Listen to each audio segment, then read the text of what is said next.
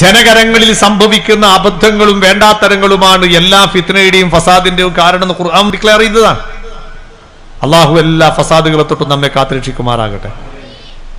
അഥവാ ഒരു പൊരയിലുള്ള ഒരു ഗർഭിണിയായ പെണ്ണ് ഉണ്ടായാ പിന്നെ സുബ്ഹാന ജല്ല ജലാലുഹു ഗൾഫിൽ നിന്നുണ്ടാകുന്ന ബ്ലാങ്കറ്റ് പോലെ അതിന്റെ 36 മടക്കാൻ പറ്റില്ല, നീർത്താൻ പറ്റില്ല, ഇരുത്താൻ പറ്റില്ല, കടത്താൻ പറ്റൂല, അങ്ങോട്ട് അനങ്ങാൻ പറ്റൂല, കുത്താൻ പറ്റൂല, ഇടിക്കാൻ പറ്റൂല. പണ്ടൊക്കെ ഉരളിൽ നെല്ലൂട്ട് കൊടുത്തിട്ട് ഒലക്കയും കൊടുത്തിട്ട് ഇടിച്ചുകൂട് എന്ന് പറയല. ഇപ്പോഴും ഇപ്പൊ അനങ്ങിക്കൂടെ എന്തോ ബൊമ്മ വെച്ചാൽ അതിനിങ്ങനെ ബൊമ്മ വെച്ചോളാം. കല്യാണം കഴിഞ്ഞ് പിറ്റേന്ന് നിന്ന് ഗർഭിണിയായ പിന്നെ അന്ന് മുതൽ പിന്നെ എയ്ത്തിക്കാഫിരിക്കലും മൂപ്പർ ഹോസ്പിറ്റലിൽ പോയിട്ടാ. അതൊക്കെ എതിർത്താ ചിലപ്പം പറയും ഞാനങ്ങ് പോയാൽ വേറ്റുമക്കാരാണോ, റോഡ് സൈഡ് ആയതുകൊണ്ട് കുറച്ചും കൂടെ കൾച്ചർ ട്രീറ്റ്മെന്റിന്റെ അടിമത്വത്തിലേക്ക് പോവുകയാണ് മനുഷ്യൻ. മനഃശാസ്ത്രപരമായി ഒരു പെണ്ണിന്റെ ഗർഭധാരണയും ഗർഭസ്ഥ ശിശുവിന്റെ ആരോഗ്യവും സുഖസമ്പൂർണമായ പ്രസവം എവിടാന്നറിയോ? ആ ഗർഭിണിയായ പെണ്ണിന്റെ മനോധൈര്യത്തിലാണ് എന്നാണ് മനഃശാസ്ത്ര വിദഗ്ധന്മാർ കണ്ടെത്തിയിരിക്കുന്ന അഭിപ്രായം. ഇനി നമ്മൾ ചെയ്യുന്ന പണി എന്താ? പെണ്ണ് ഗർഭിണിയായ അന്ന് മുതലോളം മാനസികമായി തളർത്തല, അനങ്ങര്, ഭ്രൂണം പുറത്താന്ന്, കരു പുറത്തായി പോയിട്ടുണ്ട്, വെള്ളം കുറഞ്ഞിട്ടുണ്ട്, കൂടിയിട്ടുണ്ട്. ഇതാരോ അളന്നു വെച്ചു കൊടുക്കുന്ന സാധനം നമ്മൾ വിചാരം. ഇതിന്റെ ഉള്ളിൽ തല തിരിഞ്ഞിട്ടില്ല, കാല് മേലോട്ടാണ്, കൈ തായോട്ടാണ്. ഇതൊക്കെ അങ്ങനെ പറഞ്ഞിങ്ങനെ പേടിപ്പിക്കുകയാണ്. ഡോക്ടർ അഭിപ്രായം പറയുമ്പോഴത്തേക്ക് പിന്നെ പുരയിലെത്തിയ ഉമ്മാന്റെ കണ്ണും മോടൊക്കെ ഉണ്ടാവും. ഇങ്ങനെ മയക്കാരം കൊണ്ടിട്ട് വെള്ളം നിറയുമ്പോൾ ഇങ്ങനെ ഒഴുകുന്നുണ്ടാവും. ഇങ്ങനെ വേദനാവും. ഒന്നുമില്ല, ഓക്ക് പ്രസവ ഗർഭമാണ്, ഡോക്ടർ അനങ്ങരുന്ന് പറഞ്ഞിന്, ഇരിക്കരുന്ന് പറഞ്ഞിന്, തുമ്പരുന്ന് പറഞ്ഞിന്. ഓളെ ബേജാറ് വേറെ. ഇത് കാണുമ്പോൾ തന്നെ ഓള് കണക്കൂടും പഠിച്ചോ ഇത് എങ്ങനെയെങ്കിലും ഒന്ന് പോയി കിട്ടിയാൽ തിരക്കേടില്ലേന്ന്. 4 മാസം എത്തിയ കുട്ടിയൊക്കെ ആധുനിക ഇലക്ട്രോണിക് സംവിധാനങ്ങളുടെ ഉപകരണത്തിലൂടെ കണ്ടെത്തിയിട്ട് അതിന് അംഗവൈകല്യമുണ്ട്, വികൃത രൂപമാണെന്നൊക്കെ പറഞ്ഞിട്ട് കൊലപാതകം നടത്തുന്ന സംസ്കാരത്തിലേക്ക് നമ്മൾ എത്തിയില്ലേ? അള്ളാഹു നമ്മെ കാത്തുരക്ഷിക്കട്ടെ. ആർക്കായി അധികാരം ഇസ്ലാം കൊടുത്തിരിക്കുന്നത്? ഞാനിപ്പോഴും അത്ഭുതത്തോടെ കണ്ടത് വന്യരായ സയ്യിദ് ഫസൽ കോയമത്തങ്ങൾ കൂറ. ഞാനൊരു ദിവസം വന്യരായ കുറത്തങ്ങളെ കാണാൻ വേണ്ടിയിട്ട് മൂപ്പരെ പോരെ പോയി.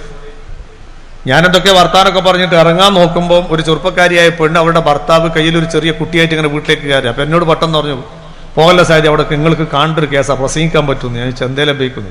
അവരിങ്ങോട്ട് വരട്ടെ പറഞ്ഞു. അപ്പൊ ഇവരെ കയ്യിലൊരു ചെറിയ കുഞ്ഞുണ്ട്, ആ കുഞ്ഞിനേറ്റ് വരുന്നു.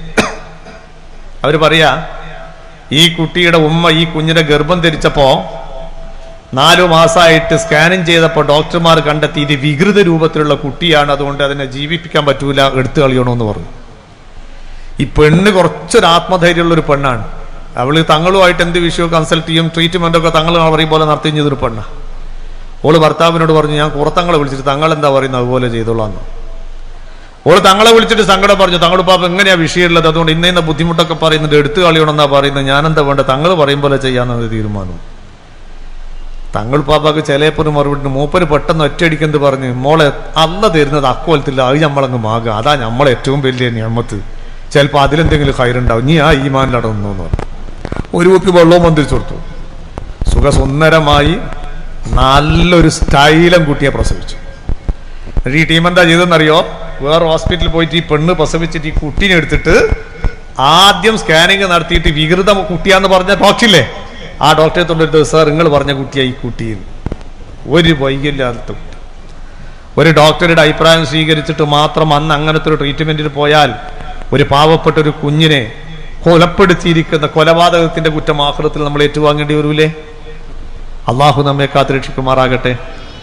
ഗർഭിണിയായ പെണ്ണിന്റെ മനസ്സിന് ആത്മധൈര്യം കൊണ്ട്, അതിനാ പഴയ കാലത്ത് ഗർഭിണിയായിരിക്കുന്ന ഒരു പെണ്ണ് പ്രസവ വേദന അനുഭവിക്കുമ്പോൾ വേഗം ഡോക്ടറെ എടുത്തെടുത്ത് വാച്ചാൽ അന്നെന്താന്നറിയാം, ഉമ്മ ഒന്നുകൊടുത്ത് 2 റക്അത്ത് ഖളാഉൽ സുന്നത്ത് നിസ്കരിച്ച് നിക്കാരപ്പായർ ഇരുന്നിട്ട് മൗലൂദ് കിതാബ് മറിച്ചിട്ട് പിന്നെ അങ്ങ് ചെല്ലാം, ബിസ്മിയും ഹംദും സലാത്തും നൽസലാമും ബിൽനഫീസത്ത് മാല ഞാൻ തുടങ്ങിടും വല്ലിയേക്ക് സുഹറ ബിക്ക് 3ാമത്തെ പേര് മകളാകുമേ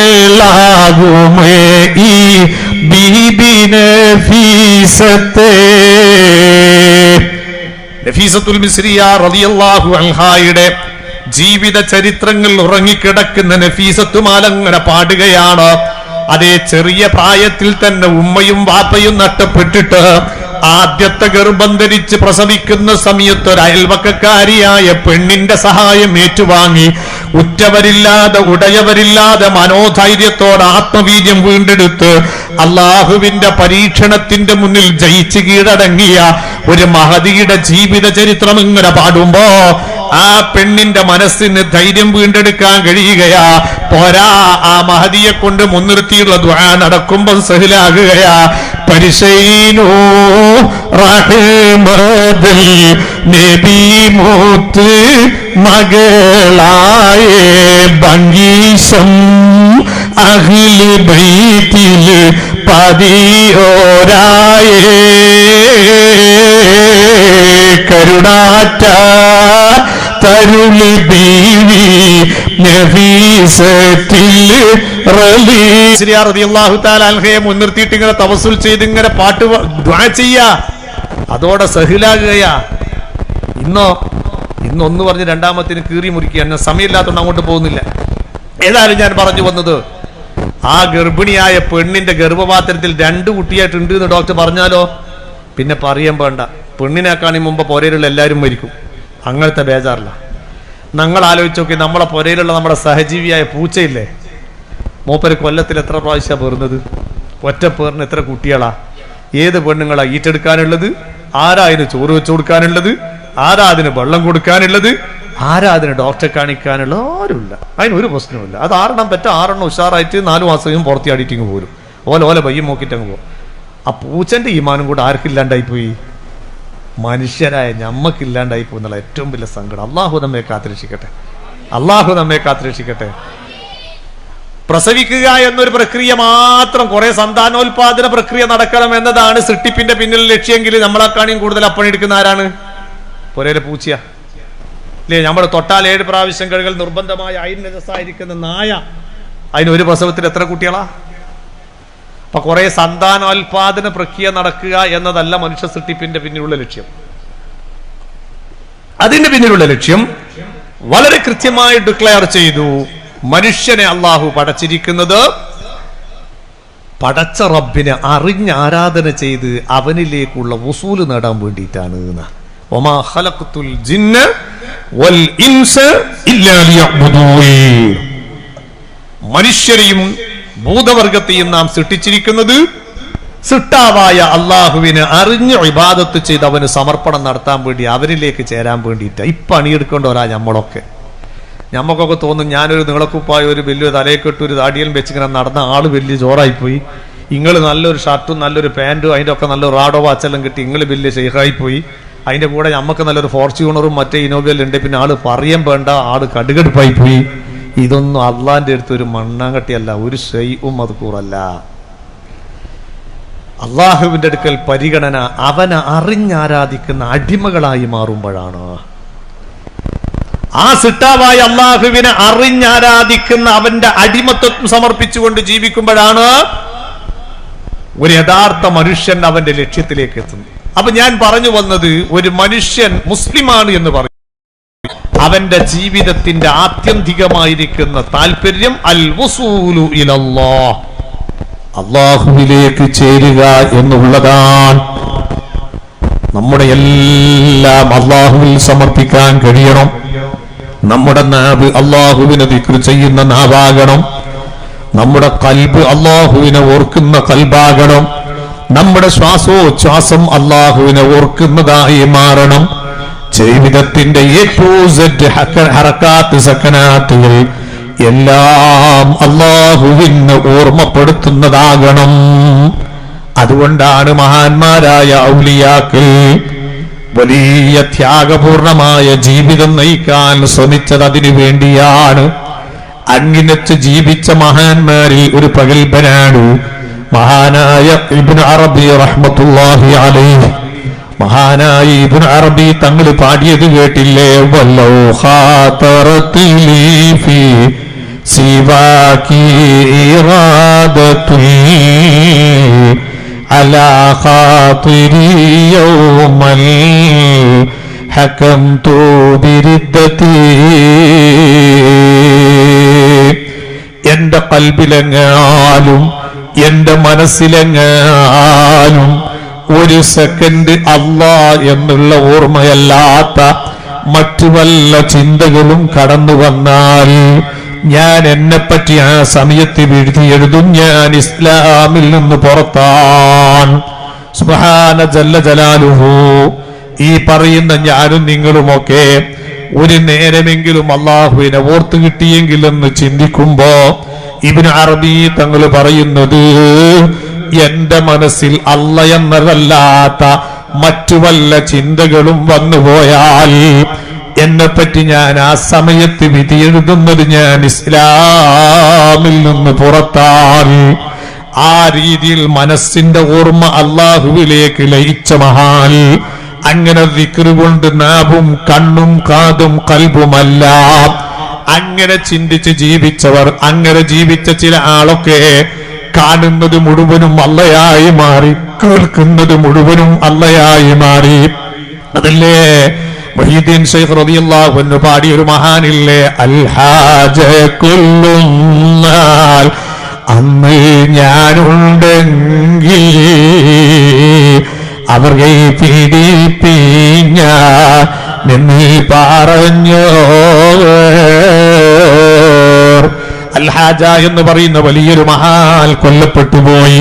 കാരണം എന്താണെന്നറിയോ? മൂപ്പര് പറയുന്ന ലഫ്ള് നമുക്ക് സ്വീകരിക്കാൻ പറ്റാത്ത ലഫ്ളാണ്. അനല്ലാഹ്, ഞാനാണ് അല്ലാഹ് എന്ന് പറയുന്ന ഒരു വചനമാണ് പറയുന്നത്.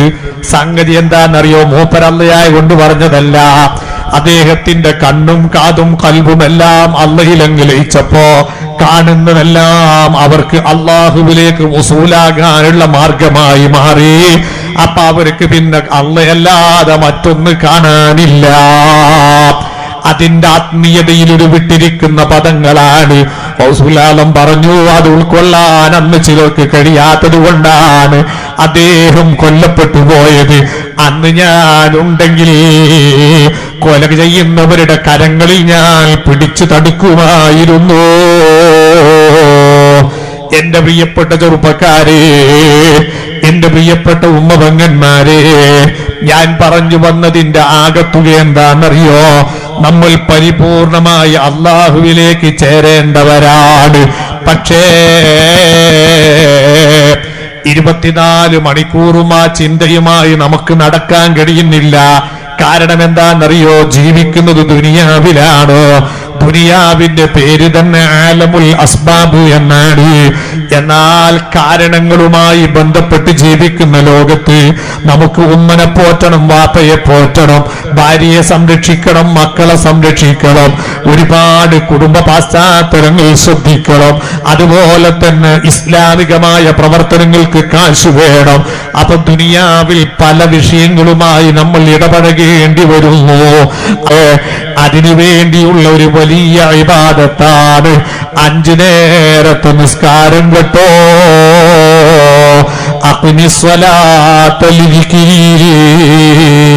എന്റെ ഓർമ്മക്ക് വേണ്ടി നിങ്ങൾ 5 നേരം നിസ്കരിക്കണം. ആ നിസ്കാരം അള്ളാഹുവിലേക്ക് ചേരാനുള്ള മാർഗമാണ്.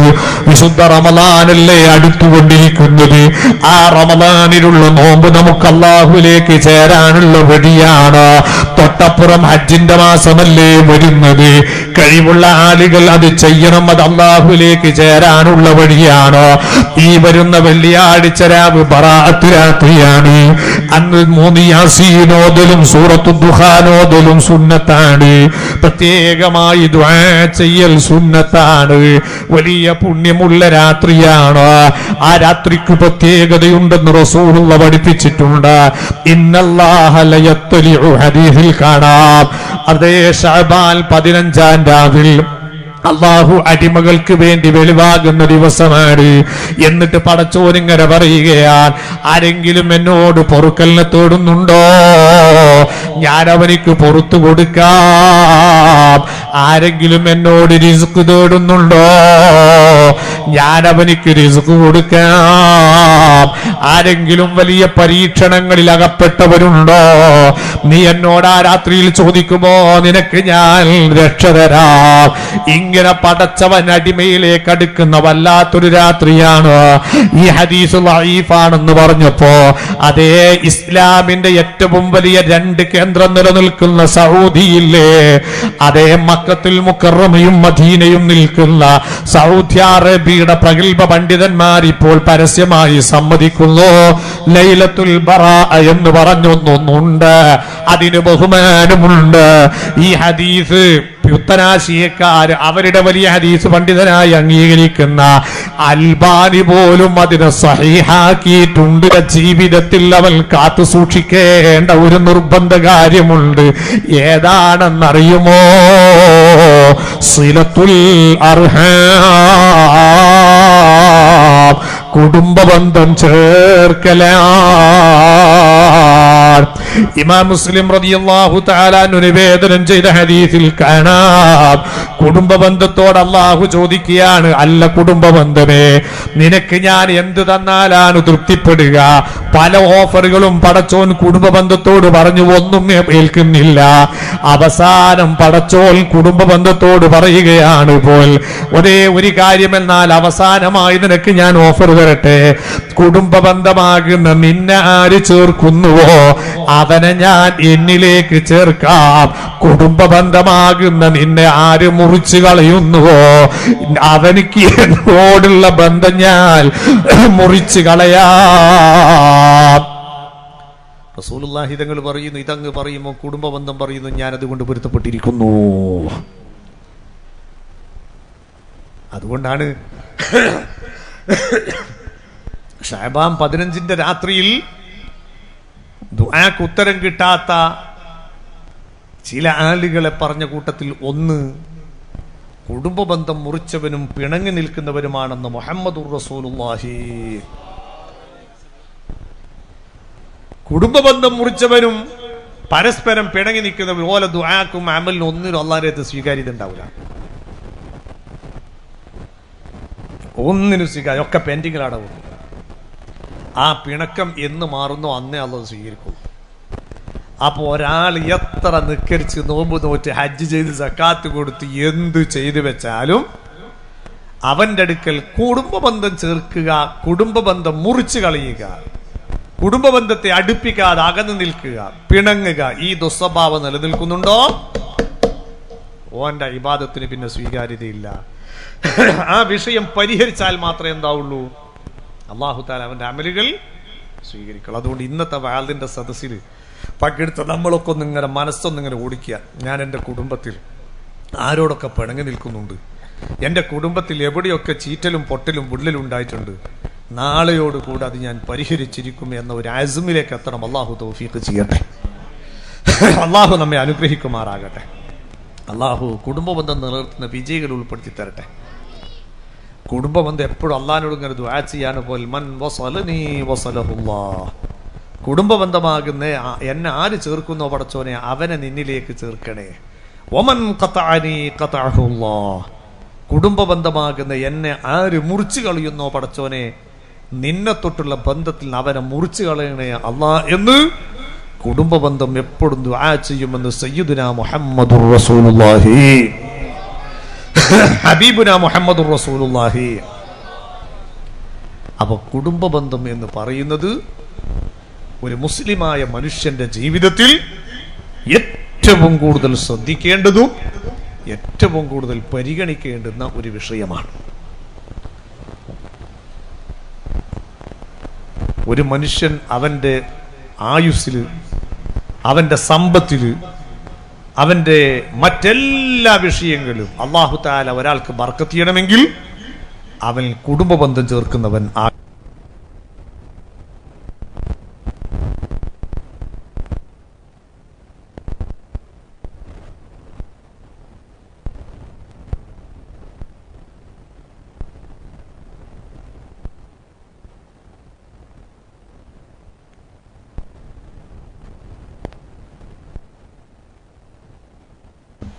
അപ്പൊ എന്റെ പ്രിയപ്പെട്ട മാന്യ സഹോദരി സഹോദരന്മാർ ശ്രദ്ധിക്കേണ്ടുന്ന വിഷയം, കുടുംബം പിണങ്ങുന്ന ദുസ്വഭാവം നമ്മൾ മാറ്റണം. ഒരു മനുഷ്യന്റെ ഉയർച്ചയുടെ ഏറ്റവും വലിയൊരു മാർഗ്ഗമാണ് കുടുംബ ബന്ധം ചേർക്കുക. അയാളുടെ ആയുസ്സിൽ അല്ലാഹു ബർക്കത്ത് ചെയ്തു കൊടുക്കും, റിസ്കിൽ അല്ലാഹു തആല വിശാലത ചെയ്തു കൊടുക്കും. അങ്ങനത്തെ എല്ലാ വിഷയത്തിലും അല്ലാഹു തആല വിശാലത ചെയ്തു കൊടുക്കും. ഒരു സയ്യിദ് വിളിക്കുകയാണ്, അതുകൊണ്ടാണ്.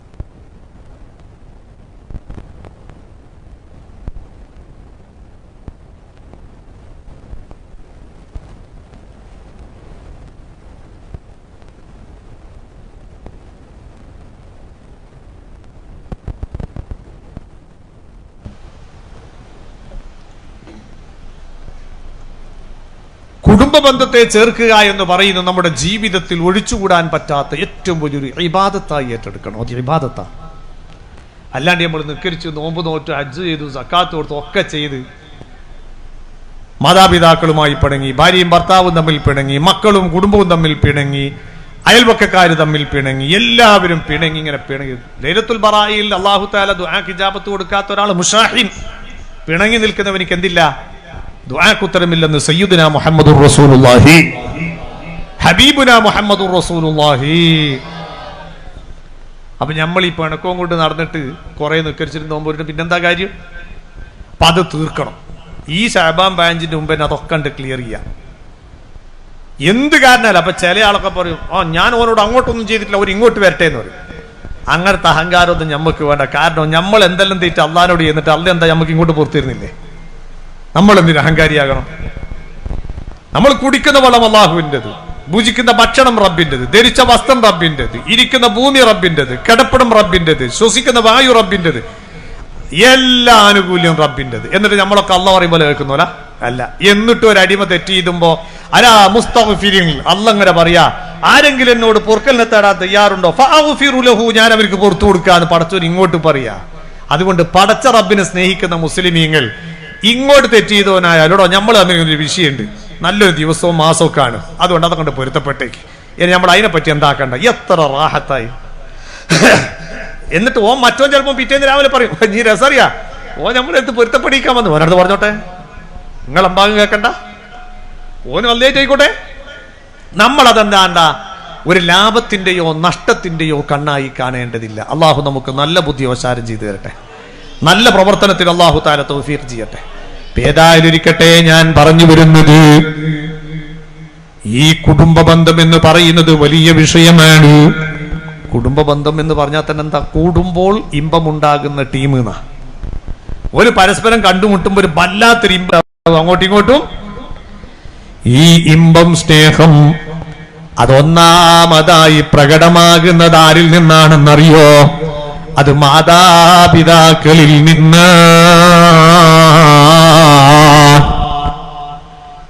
10 മാസം ഒരു ഉമ്മ പള്ളിയിൽ പേരി ഒരു മകനെ പോറ്റി, രക്തം നീരാക്കി അധ്വാനിച്ചുപ്പ പണമുണ്ടാക്കി അവനെ സംരക്ഷിച്ചു, ഉഷാറായി പെണ്ണ് കെട്ടിച്ചു, മകനെ ഗൾഫിലേക്ക് അയച്ചു. സുബ്ഹാനല്ലാഹ്, ഈ മകൻ നോക്കും പെണ്ണ് കെട്ടലോടുകൂടെ അവന്റെ തലയങ്ങ് തിരിഞ്ഞുപോയി. കാരണം എന്താണെന്നറിയോ? പിന്നെ ഇവൻ കെട്ടിയ പെണ്ണ് പോലുമല്ലാതെ പിന്നെ ഉപ്പ വേണ്ട, ഉമ്മ വേണ്ട, കുടുംബം വേണ്ട, ഒന്നും വേണ്ട. ഉമ്മാന്റെ മനസ്സിങ്ങനെ വേദനിക്കാൻ തുടങ്ങി.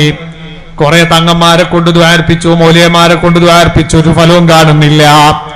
അവസാനം വേദന സഹിക്കാൻ കഴിയാതെ പിന്നെ ഉമ്മന്റെയും വാപ്പന്റെയും ഹാല് മാറിയിട്ട് അവരിങ്ങനെ പരസ്യമായി പറയാൻ തുടങ്ങി, ഓനെ ഞാൻ എങ്ങനെ പോറ്റിയതാണ്, ഓന്റെ അവസാനത്തെ കളിയാണ്, വലിയ കളിയാന്നെല്ലാം പറഞ്ഞിട്ട് ഓനെങ്ങനെ ശപിക്കും. അപ്പോഴാണ് ഒരു ദിവസം ദുബായിന്ന് ഫോണ്, മകനിക്ക് ചെറിയ ഒരു നെഞ്ഞുവേദന വന്ന് ഹോസ്പിറ്റലിലാണ്. സുബ്ഹാനല്ലാഹ്, ഇന്നലെ വരെ ശപിച്ച ഉമ്മാന്റെ മനസ്സ് മാറിപ്പോയി. പിന്നെ ഉമ്മാക്ക് കരച്ചലാണ്, പിന്നെ ഉമ്മാക്ക് ബേജാറാണ്. പഠിച്ചോനെ, എന്റെ മോനിക്കൊരു ബുദ്ധിമുട്ടും കൊടുക്കല്ലേ, ഹൈറായ രീതിയിൽ എത്തിക്കണേ, അന്നെ നോക്കിയിട്ടില്ലെങ്കിൽ കേടില്ല, ഓനും ഓൻ്റെോളും മക്കളും സന്തോഷത്തിലായിക്കോട്ടെ. ഇതൊക്കെ പിന്നെയും ദ്വാർക്കുന്ന കാര്യം തന്നെയാ. അതിന്റെ തലേന്ന് വരെ ഓന്റെ വലിയ കളി, ഓന്റെ അലാക്കിന്റെ കളി എന്ന് പറഞ്ഞ ഉമ്മേന്നെ. പിന്നെ പിറ്റേന്ന് ആ മനസ്സ്, മാതൃത്വത്തിന്റെ മനസ്സിന്റെ ആ ഏറ്റവും വലിയ എളിമത്തരങ്ങൾ കണ്ടില്ലേ? ഒരു ഉമ്മയാണ് ഏറ്റവും കൂടുതൽ സ്നേഹിക്കാൻ പഠിച്ച വ്യക്തി, ഏറ്റവും കൂടുതൽ. ഇപ്പൊ നമ്മൾ പെണ്ണെല്ലാം കെട്ടി ഓക്ക് 10 ചുരിദാറും 48 സാരിയും കൊണ്ടുകൊടുക്കൂ, ഒരു 58 മാക്സിയെല്ലാം കൊണ്ടുകൊടുത്താലാന്ന് ഒരു പഴയ ഒരു ലുങ്കി ഒരു കുപ്പായം ആർക്ക് കൊണ്ടു കൊടുക്കുക? ഉമ്മ കൊണ്ടു കൊടുക്കുക. ഉമ്മയും ഭാര്യയും ഒരു വീട്ടിൽ താമസിക്കട്ടെ, പാതിരാക്കി എന്നിട്ട് നമ്മൾ ആദ്യം കോളിംഗ് ബെല്ലടിക്കുമ്പോൾ ഉമ്മ ആദ്യം വന്നിട്ട് വായിലോർക്കാരാ? നമ്മൾ കെട്ടിയ പെണ്ണുങ്ങൾ, കതിരൂരിലെ പെണ്ണുങ്ങന്മാരെ പറ്റിയല്ലേ പറയും, നിങ്ങളൊക്കെ നല്ല മനുഷ്യന്മാരാണ്, ഞാൻ പോന്നവരെ. ആദ്യം വന്നിട്ട് വാതിൽ തുറക്കാരാ? ഉമ്മ. അല്ലെങ്കിൽ ഉമ്മ എണീക്കാൻ കയ്യിൽ കടന്നെടുത്തെന്ന് പറയും, മോളെ അതാ അവൻ വന്നിട്ട് ആ ബെല്ലടിക്കുന്ന അവൻ തുറന്നു കൊടുക്കുന്നു ഇല്ലേ? അതാണ് മാതൃത്വം. ആ മാതൃത്വത്തെ കിടപിടിക്കാൻ പറ്റിയിരിക്കുന്ന മറ്റൊരു സ്നേഹം അള്ളാഹുവിന്റെ ലോകത്ത് ഇല്ല. ആ മാതൃത്വത്തോട് കിടപിടിക്കാൻ പറ്റിയിരിക്കുന്ന ഒരു സ്നേഹം അള്ളാഹുവിന്റെ ലോകത്തില്ല. അതുകൊണ്ടാണ് അള്ളാഹു റബ്ബുൽ ഇസ്സത്ത് അവൻ നമുക്ക് കയ്യും കണക്കുമില്ലാത്ത ഉപകാരം ചെയ്തു തന്നു. ആ ചെയ്തു തന്ന ഉപകാരത്തിന് നന്ദി കാണിക്കാൻ വേണ്ടി അള്ളാഹു സുബ്ഹാനഹു വ തആല അവന്റെ കലാമാകുന്ന വിശുദ്ധ ഖുർആനിൽ വളരെ വ്യക്തമായി നമ്മളോട് പഠിപ്പിച്ച സ്ഥലമുണ്ട്. എന്നാൽ ആ സ്ഥലത്ത് അള്ളാഹു തആല നന്ദി ചെയ്യാൻ വേണ്ടി ചേർത്ത് പറഞ്ഞൊരു ടീമുണ്ട്. ആരാന്നറിയോ? അനിഷ്കുർലി വലിവാലിദൈക്, അനിഷ്കുർലി വലിവാലിദൈക്. കയ്യും കണക്കുമില്ലാത്ത അനുഗ്രഹം നിങ്ങൾക്ക് ഞാൻ ചെയ്തു തന്നെങ്കിൽ എനിക്ക് നിങ്ങൾ നന്ദി കാണിക്കണം. പോരാ, വലിവാലിദൈക്, നിങ്ങളുടെ മാതാപിതാക്കൾക്കും നിങ്ങൾ നന്ദി കാണിക്കണം കേട്ടോ.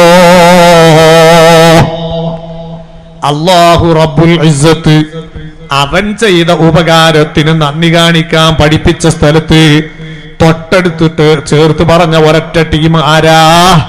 നമ്മുടെ പ്രിയപ്പെട്ട ഉമ്മയാ, നമ്മുടെ പ്രിയപ്പെട്ട വാപ്പയാ.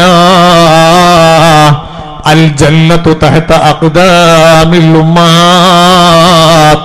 മോനെ, നിന്റെ സ്വർഗം അല്ലാഹു ഓഫർ ചെയ്തത് എവിടെയാണെന്നറിയോ? മാതാവിന്റെ കാലിന് കീഴിലാണ്. അല്ലാഹുവേ, ഞങ്ങളൊക്കെ മാതാപിതാക്കളുടെ കുരുത്തവും പൊരുത്തവും നേടിയവരിൽ ഞങ്ങളെ ഉൾപ്പെടുത്തി അനുഗ്രഹിക്കണേ അല്ലാഹ് ബിറഹ്മതിക യാ അർഹമർ റഹീമീൻ.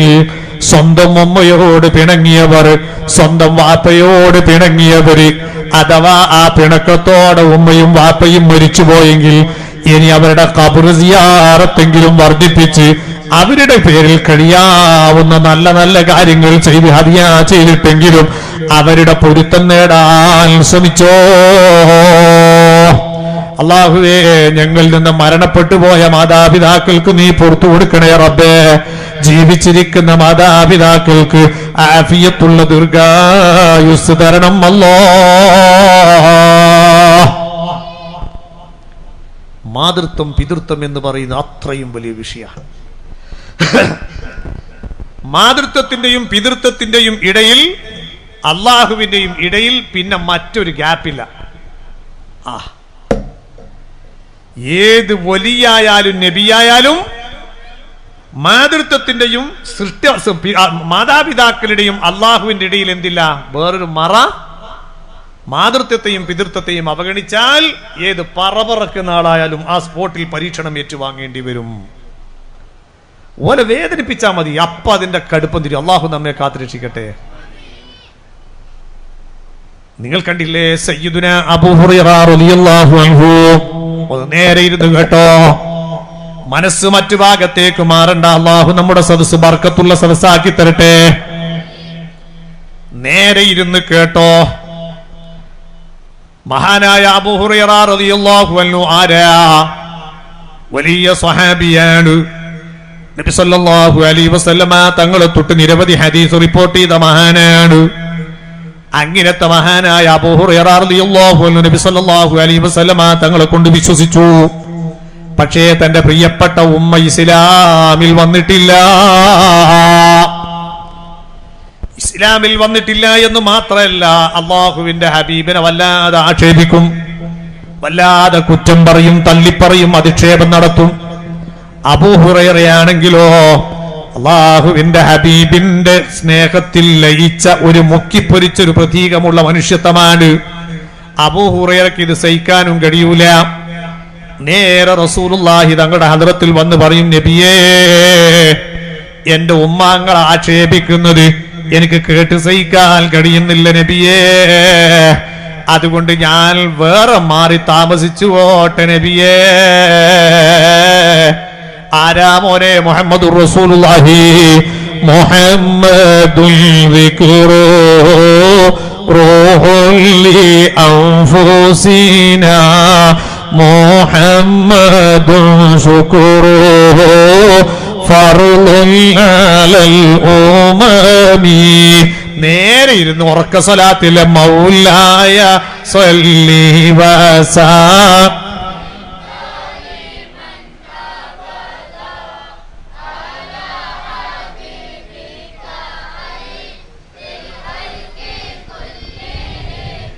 മുഹമ്മദുൻ സീനതുഹു ദുനിയാ വബഹ്ജതുഹാ മുഹമ്മദുൽ കാശിഫുൽ ഉമ്മത്തി വല്ലുലമി. അല്ലാഹ് മൗലായ സ്വല്ലി വസാ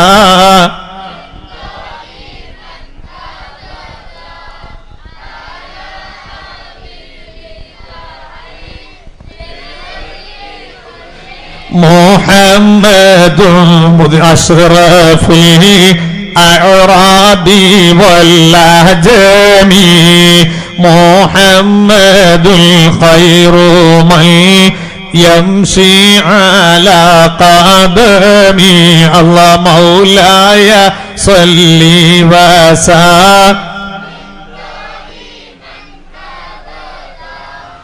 على حبيبك خير الخلق كلهم. യജമാനനായ റബ്ബേ, ഞങ്ങൾ ഈ കൊച്ചു സദസ്സിൽ വെച്ച് ചൊല്ലിയ സ്വലാത്ത് നീ സ്വീകരിക്കണേ അല്ലാ. മദീനത്തുൽ മുനവ്വറയിൽ കിടന്ന് ഞങ്ങളൊക്കെ ഹബീബ് മുഹമ്മദിനിൽ മുസ്തഫ അവിടത്തെ പരിശുദ്ധമായ ദർബാറിലേക്ക് നീ എത്തിക്കണേ റബ്ബേ. അവിടത്തെ ഹുളൂറും നോട്ടവുമുള്ള കൽബും സദസ്സുമായി ഞങ്ങളെയും ഈ സദസ്സിനെയും മാറ്റിത്തരണ റബ്ബേ. ബിറഹ്മതിക യാ അർഹമർ റഹീമീൻ. ഏത് മാനദണ്ഡം വെച്ച് അളന്നു നോക്കിയാലും വിശ്വാസിയുടെ മനസ്സാകുന്ന മാണിക്യ കൊട്ടാരത്തിൽ എല്ലാറ്റിനേക്കാൾ വലുതായി ഏറ്റെടുക്കേണ്ടുന്ന വിശ്വാസിയുടെ ജീവത്തുടിപ്പായി മാറേണ്ടുന്ന മുഹമ്മദുർ റസൂലുള്ളാഹി, ആ ഹബീബിനെ പരിപൂർണമായി ഏറ്റെടുത്തിരിക്കുന്ന അബൂ ഹുറൈറ റളിയല്ലാഹു അൻഹു, അതേ അവിടത്തിൽ ഉമ്മ റസൂലുള്ളാഹിനെ കുറ്റം പറയുന്നത് സഹിച്ചുകൂടാ. ഹബീബിനോട് കാരണം ബോധിപ്പിച്ചിട്ട് ഒന്ന് മാറി താമസിക്കാനുള്ള സമ്മതം ചോദിക്കുമ്പോ റസൂലുള്ളാഹി തങ്ങൾ പറയുന്ന മറുപടി എന്താണെന്നറിയോ? അബൂ ഹുറൈറ, അരുത് അരുത് അരുത് കേട്ടോ. ഉമ്മ ഇസ്ലാമിലോ ഇസ്ലാമിന്റെ പുറത്തോ എന്നല്ല, ഉമ്മ ഉമ്മയാ. ആദരിക്കണം, ബഹുമാനിക്കണം, എന്തുണ്ടെങ്കിലും ക്ഷമിച്ച് സഹകരിക്കലല്ലാതെ അവരെ വേദനിപ്പിച്ചുകൂടാ, അവരെ വേദനിപ്പിച്ചുകൂടാ. അങ്ങനെ അബൂ ഹുറൈറ റളിയല്ലാഹു അൻഹു കടിച്ചു പിടിച്ചിങ്ങനെ ഉമ്മന്റെ ഒക്കെ ജീവിക്കുകയാണ്. ഒരു ദിവസം വല്ലാതെ മോശമായി റസൂലുള്ളാഹി തങ്ങളെ കുറ്റം പറഞ്ഞു. വല്ലാതെ മോശമായി പറഞ്ഞപ്പോ സഹി കിട്ടാതെ അബൂ ഹുറൈറ ഓടിച്ചെന്ന് ഇലാ ഹദ്റത്തി റസൂലില്ലാഹി, അല്ലാഹുവിന്റെ ഹബീബിന്റെ മുന്നിൽ ചെന്ന് പൊട്ടിക്കരഞ്ഞു പറയുന്നു, യാ റസൂലല്ലാഹ്, ഇനി ക്ഷമയെന്ന പദം എന്നോട് പറയല്ല നബിയേ, എനിക്ക് പിടിച്ചു നിൽക്കാൻ കഴിയൂല നബിയേ. രണ്ടാലൊരു കാര്യം എനിക്കിന്ന് തീരുമാനിച്ചു കിട്ടണം. ഒന്നുകിൽ എന്റെ ഉമ്മ ഇസ്ലാമിലേക്ക് വരണം, അല്ലെങ്കിൽ എന്റെ ഉമ്മയിൽ നിന്ന് എനിക്ക് മാറി താമസിക്കാൻ അനുവാദം തരണം. രണ്ടാലൊന്ന് തീരുമാനിക്കാതെ രക്ഷയില്ല. ഇത് കേട്ടപ്പോഴാണ് അന്ന് റസൂലുള്ളാഹി തങ്ങള് രണ്ട് കൈയും ഉയർത്തിപ്പിടിച്ച് അവിടെ നിന്നൊരു ദുആ, അല്ലാഹുമ്മ ഹ്ദി ഉമ്മ അബീ ഹുറൈറ, അല്ലാഹുമ്മ ഹ്ദി ഉമ്മ അബീ ഹുറൈറ, അല്ലാഹുമ്മ ഹ്ദി ഉമ്മ അബീ ഹുറൈറ, അബൂ ഹുറൈറന്റെ ഉമ്മാക്ക് നീ ഹിദായത്ത് കൊടുക്കണേ അല്ലാ. ദാ റസൂലുള്ളാഹി, റസൂലുള്ളാഹി തങ്ങൾ ദുആ ചെയ്തു. അബൂ ഹുറൈറ ആമീൻ പറഞ്ഞു. കുറച്ച് കഴിഞ്ഞപ്പോൾ അബൂ ഹുറൈറ റളിയല്ലാഹു അൻഹു വല്ലാത്തൊരു ബേജാർ. എന്തായി റസൂലുള്ള ദുആ എന്നിട്ട് ഒന്നതിന്റെ റിസൾട്ട് ഒന്ന് അറിയണല്ലോ. നമ്മളെ മാതിരി അല്ലല്ലോ സഹാബത്ത്. സഹാബത്തിന്റെ ഈമാൻ റസൂലുള്ളാഹി ഒരാൾക്ക് വേണ്ടി ദുആ ചെയ്ത് അപ്പോൾ ഉത്തരം കിട്ടൂന്നാ. നമ്മളിപ്പം പറയുന്ന കുറച്ച് ടീമുണ്ട്. ഓലെന്താ, അത് നമ്മൾ ചിലപ്പോൾ ഉദാഹരണാലും അള്ളാഹ് ചിലപ്പോൾ ഉത്തരം ചെന്ന് ചിലപ്പോൾ ഉത്തരം. അതുപോലെ റസൂലുള്ള ഉദാഹരണപ്പോൾ ചിലതിന് ഉത്തരം കൊടുത്തിട്ട് ചിലതിന് ഉത്തരം കൊടുത്തിട്ടില്ല. അങ്ങനത്തെ ഒരു ഹാവുലായി ആ മുഹമ്മദ് നബീന. അള്ളാഹു നമ്മെ കാത്തുരക്ഷിക്കട്ടെ, അള്ളാഹു നമ്മെ കാത്തുരക്ഷിക്കട്ടെ. ഏതായാലിരിക്കട്ടെ, ഞാൻ പറഞ്ഞു വരുന്നത് അബൂ ഹുറൈറ റളിയല്ലാഹു അൻഹു നേരെ വീട്ടിലേക്ക് പോകാൻ. വീട്ടിലേക്ക് പോകുന്ന എന്തിനും ഉമ്മാക്ക് വല്ല ഹാല് മാറ്റം ഉണ്ടോന്ന് അറിയാം. കയറി ചെല്ലുമ്പോൾ സുബ്ഹാനല്ലാഹ് വീട്ടിന്റെ മെയിൻ ഡോർ അടച്ചിട്ടുള്ള ബേജാറായി. എന്ത് പറ്റി? വാതിലിന് മുട്ടി, റിപ്ലൈ ഇല്ല. ഒന്നുകൂടെ മുട്ടി, റിപ്ലൈ ഇല്ല. മൂന്നാമതും കുട്ടി മറുപടിയില്ല. അപ്പൊ അബൂ ഹുറൈറക്ക് വല്ലാണ്ട് നെഞ്ചിരിപ്പ് കൂടി. വല്ലതും പറ്റിപ്പോയോ? വാതിൽ ജോയിന്റിന്റെ പാളികളുടെ ജോയിന്റ് ഇടയിൽ ഇങ്ങനെ കാത് വെച്ച് ഇങ്ങനെ ശ്രദ്ധിച്ചപ്പോ വെള്ളം വീഴുന്ന ഒച്ച കേൾക്കുകയാ. അപ്പൊ അബൂ ഹുറൈറക്ക് തോന്നി കുളിക്കുകയായിരിക്കും. കുറച്ചും കൂടെ കഴിഞ്ഞ് ഒന്നുകൂടെ മുട്ടിയപ്പോ ഉമ്മാന്റെ മറുപടി, മോനെ അബൂ ഹുറൈറ ഇപ്പം തുറക്കാൻ കേട്ടോ. മോനെ എന്നുള്ള വിളി കേട്ടപ്പോ കുറച്ചൊരാശ്വാസം. കാരണം അടുത്ത കാലത്തൊന്നും 36 എന്തായിട്ടില്ല. അബൂ ഹുറൈറ മോനെ എന്ന് വിളിച്ചില്ല, ദേഷ്യത്തിന്റെ കടുപ്പം കൊണ്ടേ. കുറെ കാലം ഇത് കേൾക്കാത്ത. ഇന്ന് ചില ചെറുപ്പക്കാരൊക്കെ ഉണ്ട്, എന്താ ഉസ്താദെ ഞാൻ എന്റെ നെയ്ച്ച് കിട്ടുന്നത് ചുമ്മാക്കും ബാപ്പാക്ക്, എന്നാൽ ഓലിങ്ങനെ കൊഞ്ഞനം തിരിഞ്ഞിട്ടാ പിന്നെന്താക്കാനാ നമ്മള്? ഒന്നാക്കാനില്ല, നല്ലോണം നോയിക്കോളുക, ഓല വയ്ക്കുക, നീ ഉമ്മാന്റെ പൊരുത്തം നേടിയിട്ട് സ്വർഗത്തിൽ പോയിക്കോളുക. അതന്നെ, വേറൊരു ബയ്യുവിനില്ല. നാളെ വയസ്സായിട്ട് ഞാനും ഈ കളി കളിക്കുമ്പോൾ നമ്മളെ മക്കൾ തിരിച്ചിത് പറഞ്ഞാലുണ്ടല്ലോ, നമ്മളെ നോക്കാൻ ആളുണ്ടാവില്ല. അള്ളാഹു കാത്തുരക്ഷിക്കട്ടെ, അള്ളാഹു കാത്തുരക്ഷിക്കട്ടെ, അള്ളാഹു കാത്തുരക്ഷിക്കട്ടെ. നിങ്ങൾ ആലോചിച്ച് നോക്കി. കുറച്ചു നേരം കഴിഞ്ഞപ്പോ തന്റെ പ്രിയപ്പെട്ട മാതാവ് വന്നു, വാതിൽ തുറക്കുന്നു. അത്ഭുതരംഗമാണ് കാണുന്നത്. ഉമ്മ സാധാരണ യൂണിഫോമിലല്ല, ഒരു മുസ്ലിം വനിതയുടെ ഫാഷനോടെ വന്നിട്ട് വാതിൽ തുറന്നുകൊണ്ട് അബൂ ഹുറൈറയെ കെട്ടിപ്പിടിച്ചു പറയുന്നു, അശ്ഹദു അല്ലാ ഇലാഹ ഇല്ലല്ലാഹ് വഅശ്ഹദു അന്ന മുഹമ്മദർ റസൂലുള്ളാഹ്. പ്രിയപ്പെട്ട മകനെ കെട്ടിപ്പിടിച്ച് പൊട്ടിക്കരഞ്ഞ് ആ പൊന്നുമ്മ ഇസ്ലാമിലേക്ക് കടന്നു വരികയാ. അള്ളാഹുവിന്റെ ഹബീബിന്റെ ദുആഇന് ആ സ്പോട്ടിൽ അള്ളാഹു ഉത്തരം കൊടുത്തുപോയി. കണ്ടില്ലേ? ഇസ്ലാമിന്റെ പുറത്തു നിന്നിട്ട് ഇസ്ലാമിനെ എതിർക്കുന്നവരാണ് ഉമ്മയായാൽ പോലും ആ ഉമ്മയോടുള്ള കടപ്പാട് തീർക്കലല്ലാതെ അവരെ വേദനിപ്പിക്കാനോ നൊമ്പരപ്പെടുത്താനോ പാടില്ല. അവര് പറയുന്ന അതിലെ കേട്ടം വിട്ടൂല. നമ്മൾ ചെയ്തു കൊടുക്കേണ്ട കാര്യമൊക്കെ എന്തായിക്കുള്ള ചെയ്തു കൊടുത്തോളാം. ചിലതൊക്കെ പരീക്ഷണമായിട്ട് അല്ല തരും.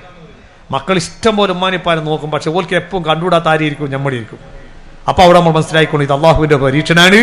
എന്റെ ഉമ്മയും വാപ്പയെ ചേരിപ്പിട്ട് അടിച്ചാൽ ഞാൻ പോകില്ല, ഓരോ ഒലിയാന്ന് പോലെ കളിച്ചോട്ടെ, ഞാൻ എന്നെ കൊണ്ട് ചെയ്യാൻ പറ്റുന്നതൊക്കെ ചെയ്യും. അപ്പൊ അള്ളാഹു താല എനിക്ക് എന്താകും? ദീനും ദുന്യാവും ആഹ്റൊക്കെ.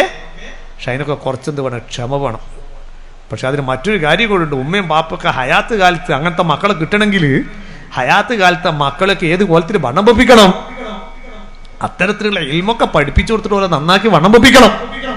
ഓലെ ചെറുപ്പത്തിലെ ഇങ്ങനെ കാരൂരി വിട്ടിട്ട് ബസ് സ്റ്റോപ്പിലും പീഡിയക്കോലായാലും ആടിയിടും പോയിട്ട് ഇങ്ങനെ ആയുസ് വന്ന് തീർക്കുന്ന പോലായിട്ട് കാര്യമില്ല. അത് അള്ളാഹു താല പരിഗണിക്കൂല. എന്നിട്ട് ബയ്യ എന്റെ മോൻ അങ്ങനെ ആയിപ്പോന്നിട്ട് കാര്യമൊന്നുമില്ല. ചില ഉമ്മാരൊക്കെ ഉണ്ട്, എന്തെന്നാ ഉസ്താദെ ചെയ്യുക, അടക്കിയാവുമ്പം മടിയിലും ഒക്കെ കെങ്ങാകുമ്പോൾ മടിയിൽ വെക്കാൻ കഴിയോ എന്നെല്ലാം ചോദിക്കുന്ന ആറില്ലേ? അടക്കി ആയാലും തന്നെ മടിയിൽ വെച്ചിട്ട് നന്നാക്കി പോറ്റി വളർത്തണേ. അപ്പോൾ എന്താവുള്ളൂ? കെങ്ങാകുമ്പോൾ ഉപകാരത്തിനെത്തുള്ളൂ. അത് ജീവിതകാലത്ത് അവരവരുടെ ജീവിതകാലത്ത് സ്വന്തമായിട്ട് എന്തായിക്കൊള്ളും, ആ കാര്യം ശ്രദ്ധിച്ചുകൊള്ളും. ഞാൻ ദീർഘിച്ച് പ്രസംഗിക്കുന്നില്ല.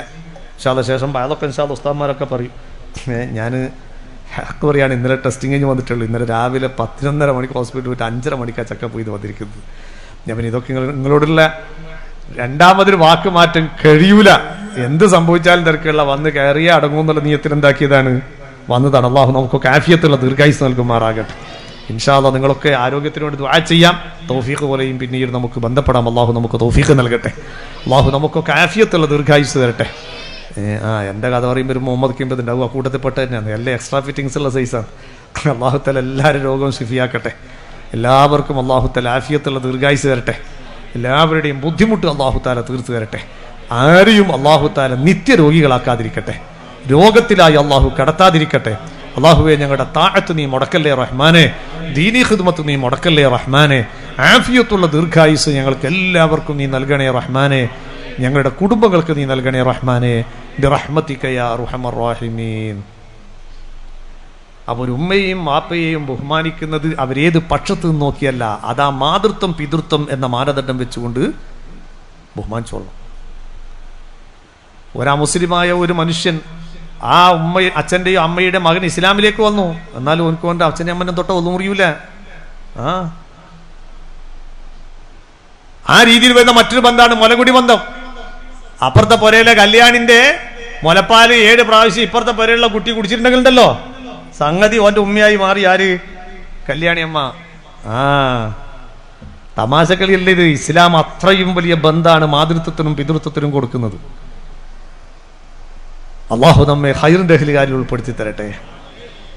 ഏതായാലും ഇരിക്കട്ടെ, ഞാൻ നേരത്തെ പറഞ്ഞല്ലോ, ആ മാതൃത്വത്തെയും പിതൃത്വത്തെയും ഒരു സെക്കൻഡ് പോലും വേദനിപ്പിക്കുന്ന അവസ്ഥ ഉണ്ടാകാൻ പാടില്ല. ഇസ്ലാമിക ശരീഅത്ത് പഠിപ്പിക്കുന്ന ഒരാൾ, ഒരു അടിമ അള്ളാഹുവിലേക്ക് അടുക്കുന്ന സമയങ്ങളുടെ കൂട്ടത്തിൽ ഏറ്റവും വലിയ സമയം നിസ്കാരം. ആ നിസ്കാരത്തിൽ അതുമായി ബന്ധപ്പെട്ടല്ലാത്ത എന്ത് വന്നാലും അതിന് നമ്മൾ പ്രത്യുത്തരം കൊടുക്കാൻ പാടില്ല. എന്നാൽ ഒരു മനുഷ്യൻ സുന്നത്ത് നിസ്കാരത്തിന് വേണ്ടി കൈകെട്ടിയ സമയം അവന്റെ പ്രിയപ്പെട്ട ഉമ്മ വല്ല വിഷയത്തിനും വിളിച്ചാൽ ഇസ്ലാമിക ശരീഅത്ത് പഠിപ്പിക്കുന്നു, മോനെ അവിടെ നിന്റെ ബാധ്യത എന്താണെന്നറിയോ? നിസ്കാരത്തിൽ നിന്ന് ഒഴിവായിട്ട് നിന്റെ ഉമ്മന്റെയും വാപ്പന്റെയും കാര്യം പൂർത്തീകരിച്ച് പിന്നെ നിസ്കരിക്കണം കേട്ടോ. ഫർള് നിസ്കാരമാണെങ്കിൽ മാത്രമേ പൂർത്തീകരിക്കാൻ കാത്തു നിൽക്കാവൂ. സുന്നത്ത് നിൽക്കാനാണെങ്കിൽ വിളി കേട്ട ഉടൻ കൈ ഇളക്കിക്കൊള്ളുക. എന്റെ ഉമ്മ വിളിച്ചതെന്ന് ചോദിച്ച് ആവശ്യം പൂർത്തീകരിച്ച് പിന്നെ വന്ന് നിസ്കരിക്കുക. അതാണ് റബ്ബിന് പൊരുത്തമെന്ന് മുഹമ്മദുർ റസൂലുള്ളാഹി. അങ്ങനത്തെ ഉമ്മയും വാപ്പയും മക്കളായ നമ്മളും തമ്മിൽ എങ്ങനെയാണ് ബന്ധം? എത്ര അടുപ്പത്തിലാണ്? അല്ല അകൽച്ചയിലാണോ? മാറ്റത്തിന് വിധേയമാക്കിക്കോ, പരിഹാരത്തിന്റെ വഴി തേടിക്കോ. ഞാൻ ഒറ്റ സംഭവം ഓർമ്മപ്പെടുത്തി എന്റെ പ്രസംഗം ഞാൻ നിർത്തട്ടെ. ഞാൻ നേരത്തെ പറഞ്ഞല്ലോ, മാതാവിന്റെയും പിതാവിന്റെയും പടച്ച റബ്ബിന്റെയും ഇടയിൽ ഒരു മറയില്ല. വിലായത്ത് കൊണ്ട് മറയിടാൻ കഴിയില്ല, നുബുവത്ത് കൊണ്ട് മറയിടാൻ കഴിയില്ല.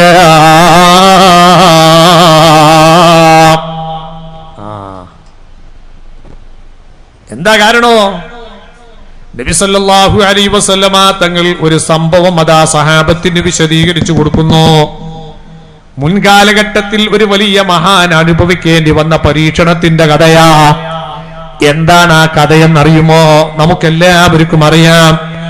ജുറൈജ് റളിയല്ലാഹു അൻഹു എന്ന് പറയുന്ന വലിയ പ്രഗൽഭനായ ഒരു മഹാൻ, വലിയ വലിയാണ്, ആരിഫാണ്. തനിക്ക് പ്രിയപ്പെട്ട ഒരു മാതാവുണ്ട്. ആ മാതാവിന് ഖിദ്മത്ത് ചെയ്യും. എന്നിട്ട് ഇങ്ങനെ എന്താകും? ആ മാതാവിനെ സംരക്ഷിച്ച് ഒഴിവ് കിട്ടുന്ന സമയത്തൊക്കെ ഇബാദത്ത് ചെയ്യും. ഇങ്ങനെ വന്നൊരു വലിയ വിലായത്തിന്റെ ഉയർന്ന ഗ്രേഡിലെത്തിയിരിക്കുന്ന ഒരു മനുഷ്യനാണ്, മഹാനാണ്. അദ്ദേഹം തന്റെ ഉമ്മ താമസിക്കുന്നതിന്റെ തൊട്ടടുത്തുള്ള ഒരു കുന്നിന്റെ മുകളിൽ ഒരു ചെറിയ കൂടാരമുണ്ടാക്കി അതിന്റെ അകത്തിരുന്നിട്ട് ഇബാദത്ത് ചെയ്യുകയാണ്. ആ സമയത്താണ് ഒരു ദിവസം അതാ ജുറൈജ് റളിയല്ലാഹു അൻഹു, കേൾക്കണം എന്റെ പ്രിയപ്പെട്ട ചെറുപ്പക്കാരെ, ഉമ്മവങ്ങന്മാരെ, ജുറൈജ് റളിയല്ലാഹു അൻഹു ഒരു ദിവസം സുന്നത്ത് നിസ്കരിക്കാൻ വേണ്ടി കൈകെട്ടി. അപ്പോഴാണ് കുന്നിന്റെ താഴെയുള്ള വീട്ടിൽ വെച്ചുകൊണ്ട് ഉമ്മ വിളിക്കുന്നു, യാ ജുറൈജ്, ഓ ജുറൈജ് എന്ന് വിളിച്ചു. ഉമ്മാക്കെന്ത് വലിയാണ്, ഉമ്മയല്ലേ. ജുറൈജ് റളിയല്ലാഹു അൻഹു നിസ്കാരത്തിലാണ്. അപ്പൊ ഇങ്ങനെ ആലോചിച്ചു, പഠിച്ചോനെ ഞാനിപ്പോ നിസ്കാരത്തിലല്ലേ, നിസ്കാരം പൂർത്തിയാക്കലല്ലേ എന്റെ ഏറ്റവും വലിയ ബാധ്യത. കാരണം അത് അള്ളാഹുവിന്റെ ഇബാദത്തല്ലേ. മനസ്സിലിങ്ങനെ ചിന്തിച്ചു, ഉമ്മീ വസലാത്തി, ഞാൻ എന്റെ നിസ്കാരം ഒഴിവാക്കി ഉമ്മാക്ക് ഉത്തരം കൊടുക്കണോ, അതല്ല ഞാൻ നിസ്കാരം പൂർത്തിയാക്കണോ? മൂപ്പരൊരു തീരുമാനത്തിലെത്തി, ഏതായാലും നിസ്കാരം പൂർത്തിയാക്കാം. രണ്ടാമത് ഉമ്മ വിളിക്കുന്നു, യാ ജുറൈജ് എന്ന് വിളിക്കുകയാണ്. അപ്പോഴും ചിന്ത ഉമ്മീ വസലാത്തി, ഞാൻ എന്റെ ഉമ്മാക്ക് ഉത്തരം കൊടുക്കണോ അതല്ല എന്റെ നിക്കാരം പൂർത്തിയാക്കണോ? മൂപ്പർ നിക്കാരത്തിൽ തന്നെ തുടർന്നു. മൂന്നാമതും വിളിക്കുന്നു, യാ ജുറൈജ്. അപ്പോഴും മഹാൻ നിസ്കാരത്തിൽ തന്നെ ചിന്ത ഉമ്മീ വസലാത്തി, ഞാൻ എന്റെ ഉമ്മക്ക് ഉത്തരം ചെയ്യണോ അതല്ല എന്റെ നിസ്കാരം പൂർത്തിയാക്കണോ? അപ്പോഴും മൂപ്പര മനസ്സിൽ വന്ന ചിന്ത എന്താ? നിക്കാരം അള്ളാഹ്ക്കുള്ളതല്ലേ, അള്ളാഹുനല്ലേ ഏറ്റവും കൂടുതൽ ബഹുമാനിക്കേണ്ടതും പരിഗണിക്കേണ്ടതും. അതുകൊണ്ട് നിക്കാരം പൂർത്തിയാക്കട്ടെ. നിസ്കാരം പൂർത്തിയാക്കുന്നത് വരെ കാത്തിരിക്കാൻ ഉമ്മാക്ക് ക്ഷമ കിട്ടിയില്ല. 36 മനസ്സിൽ കുറെ ചിന്ത ഇങ്ങനെ കടന്നു വന്നു. ഞാൻ എത്ര വേദന സഹിച്ചിട്ടാ അമ്മോനെ പെറ്റത്, 10 മാസം ഞാൻ പല്ലയിൽ പേറിയിട്ടില്ലേ, എന്റെ ജീവിതത്തിൽ എത്ര കഠിനാധ്വാനം ചെയ്ത് ഞാനിങ്ങനെ പോറ്റി വണ്ണം വെപ്പിച്ച് വലുതായപ്പോ ഇപ്പൊ നാട് വലിയ പൊലിയായി, എന്നേരം ഒരു ഉമ്മ വിളിച്ചിട്ട് ഉത്തരം ചെയ്യാൻ കഴിയുന്നില്ല അല്ലേ? അല്ലാഹുവേ, എന്റെ മകന്റെ മുഖം നീ ഒരു വ്യഭിചാരിയുടെ മുന്നിൽ അപമാനിച്ചല്ലാതെ നീ വിടരുത് റബ്ബേ. അങ്ങറിയാതെ വേദന കൊണ്ടങ്ങ് ദുആ ചെയ്തു പോയി. സുബ്ഹാനല്ലാഹ്. ജുറൈജ് റളിയല്ലാഹു അൻഹു പരീക്ഷണത്തിന് വിധേയമാക്കപ്പെട്ടു പോയി. ജുറൈജ് റളിയല്ലാഹു അൻഹു നാട്ടുകാർക്കിടയിൽ വലിയ ആദരവുള്ള ബഹുമാനമുള്ള വ്യക്തിയാണ്. എല്ലാവരും ദുആ ചെയ്യിപ്പിക്കുന്ന ആളാണ്. അപ്പോഴാണ് നാട്ടിൽ ഒരു വ്യഭിചാരിയായ പെണ്ണുണ്ട്, നല്ല സുന്ദരിയാ. ഇവളൊരു ദിവസം നാട്ടുകാരോട് പറഞ്ഞു, എന്ത് വലിയടോ ഇന്റെ ജുറൈജിനെല്ലാം പറ്റിക്കാൻ എനിക്ക് 1 സെക്കൻഡേ ഉള്ളൂ. ആൾക്കാർ ഈ പെണ്ണിനെ വെറുതെ കാറ്റ് കയറ്റി, ജുറൈജിനെ പറ്റിക്കാൻ എനിക്കാവൂല, എന്നാ ഇങ്ങക്ക് കാണിച്ചു തരാന്നും പറഞ്ഞിട്ട് ഈ പെണ്ണിനേരെ ജുറൈജ് റളിയല്ലാഹു അൻഹുവിന്റെ കൂടാരത്തിലേക്ക് പോയാ. മഹാൻ നിസ്കാരത്തിലാണ്.